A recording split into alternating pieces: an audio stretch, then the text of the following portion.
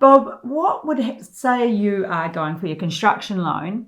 Because I don't think people understand this either, and maybe they haven't done their feasibility correctly, or there's been a move in the market or something, and then or it's somebody who doesn't really know what they're doing, and then they won't get what their valuations come in are different, which impacts finance. What goes on there? Can you break that down so average people understand what I just said? Well, not wanting to spend 3 days on it, we'll go that next step because that's all relevant. Yeah. When you first buy the site, let's say it's a normal retail sort of loan, the bank will want it valued, and that's fine. It gets valued. They'll lend you a percentage of that.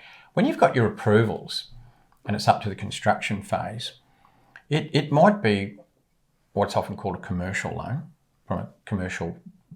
All banks have a commercial division, or it could be a non-bank, whatever it is.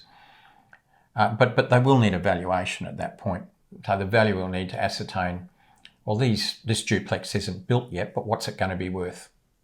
If it was built. That's the GRV, the end value, call it what you like. They'll need to assess that. They'll need to assess... GRV is the end value. Yeah, gross realisation value. They'll need to look at a proper feasibility of it that has everything in there, all the costs, the land. What they're working at is what the land's worth as well. But it'll have consultants' fees, council fees, finance, marketing, all that. All the costs will be in there. It has to show enough profit, the margin has to be right. And look, in a perfect world, the valuer will come up with the right number for the land value, for the GRV, and the finance will flow. You did say what happens if someone sort of stuffs up a bit or doesn't do their numbers correctly. Well, that'll all be sorted out at the valuation. Oh dear. So this is why it's important to actually know all the theory of property development before you jump into one. Because probably even now I've spiked questions in people's mind. Yeah, but the point is this, and I know I'm sort of repeating, get well educated first on property development through a good course.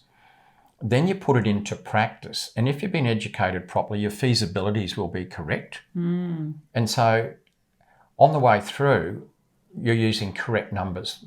And so there shouldn't be any surprises at that construction stage.